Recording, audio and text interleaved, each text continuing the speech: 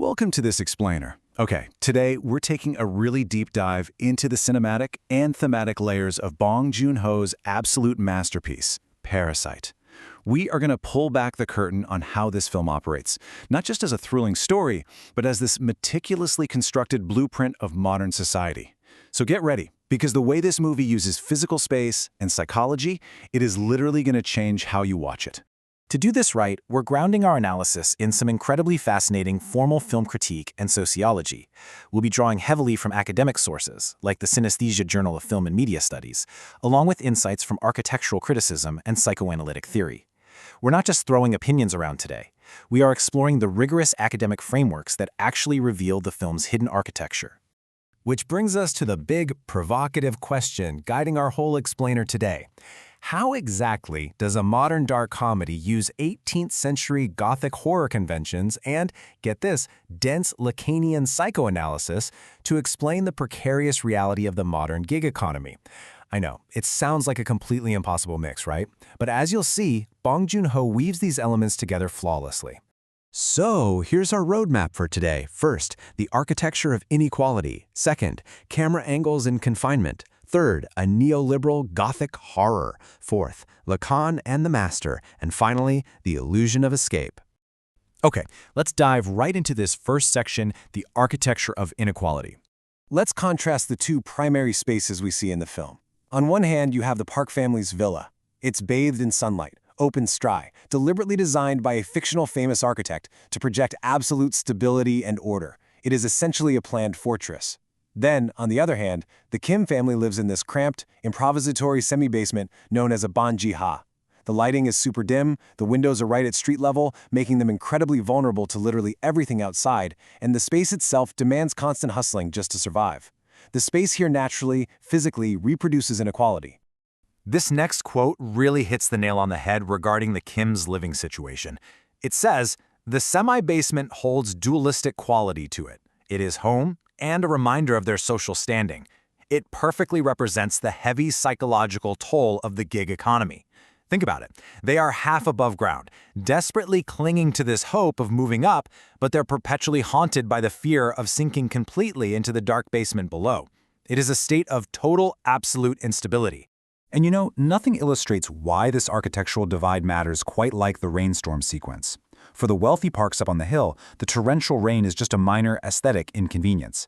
But down below, for the Kims, that exact same natural event becomes a catastrophic loss. It completely floods their home with sewage. It's this perfect, tragic visualization of their structural vulnerability. Water, much like misery in this film, just naturally amasses at the bottom.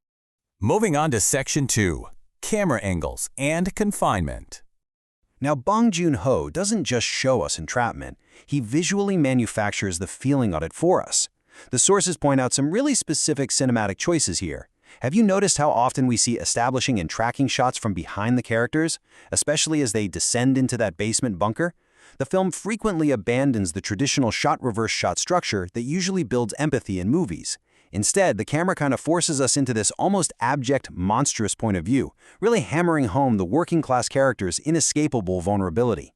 The lighting gets dimmer and the camera angles physically push us downward. It is a literal mirror of their social descent. And these visual choices constantly reinforce the invisible, unwritten rules of social boundaries.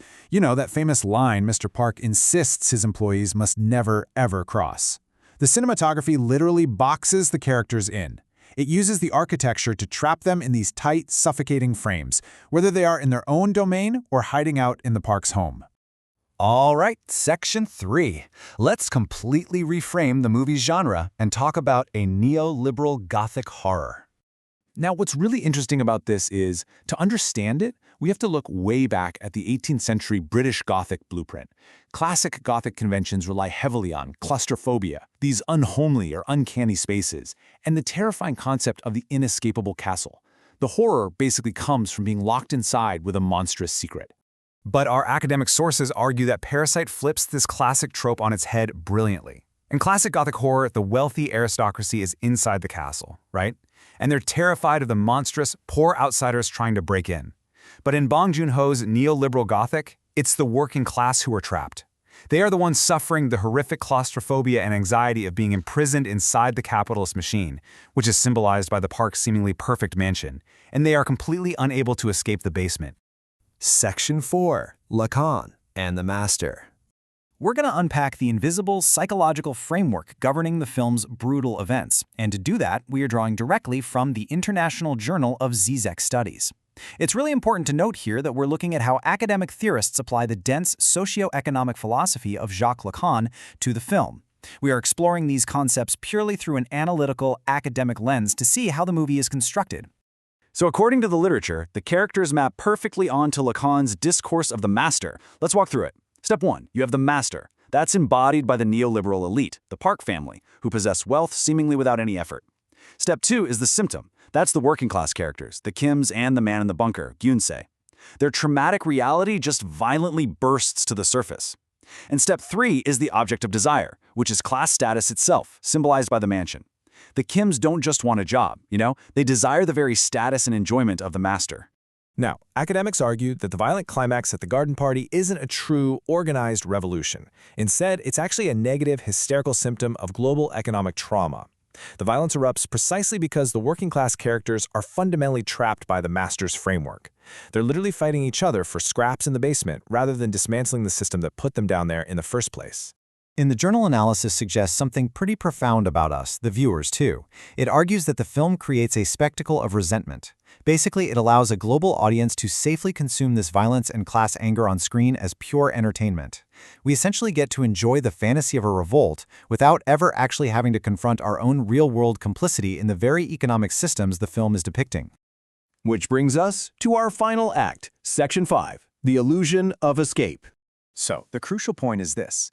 Throughout the movie, the Kims are constantly talking about having a plan, but the film actively mocks this core capitalist fantasy, this idea that simply having a plan, being clever, and working hard somehow guarantees upward mobility.